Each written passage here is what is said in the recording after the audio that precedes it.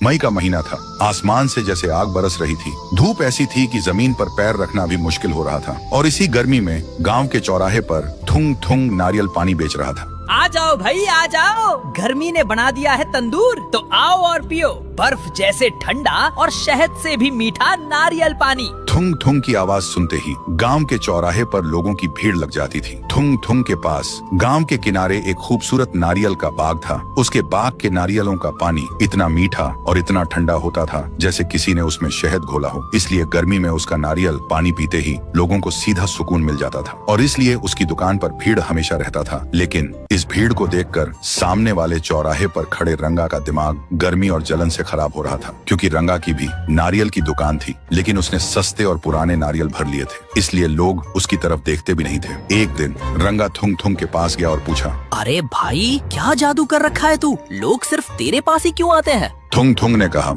अरे भाई लोग पानी नहीं ईमानदारी पीने आते हैं। ये बात सीधा रंगा के दिल में चुभ गई। फिर एक रात जब थुंग थुंग अपने बाग में गहरी नींद सो रहा था, तब रंगा वहां पहुंचा और एक बहुत ही घटिया साजिश रची। उसने करेले का रस और समुद्र का खारा पानी एक बड़ी सिरिंज में भरा और चुपचाप सारे ताजे ताजे नारियलों में वो कड़वा पानी डाल दिया। अगले दिन गर्मी अपने चरम पर थी। गांव के सरपंच जी सबसे पहले नारियल पानी पीने आए, लेकिन जैसे ही उन्होंने पानी पिया, थू थू, ये क्या पिला रहा है थुंग थुंग?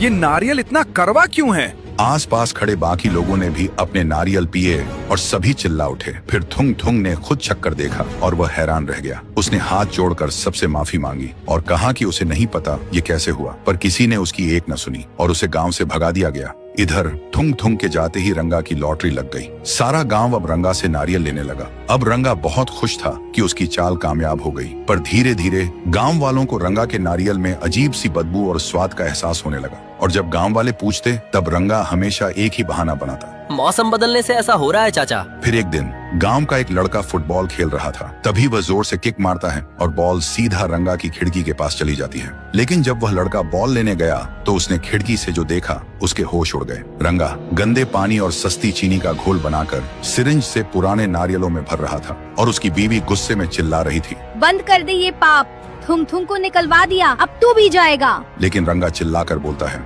चुप कर कलमुही, चुप कर। ये सब सुन और देखकर वह लड़का तुरंत भागकर सरपंच के पास आया और सारी सच्चाई बता दी। सच सुनते ही पूरा गांव गुस्से में उबल उठा। फिर सबने मिलकर रंगा के घर पर धावा बोल दिया, उसे पकड़ा, खूब पीटा और हमेशा के लिए गांव से निकाल दिया। और फिर सबने थुंग थुंग को वापस बुलाया, उससे हाथ जोड़कर माफी मांगी और तब सबको समझ आ गया था कि धोखा चाहे कितना भी तेज भागे, पर सच और ईमानदारी हमेशा उसे पकड़ ही लेती है।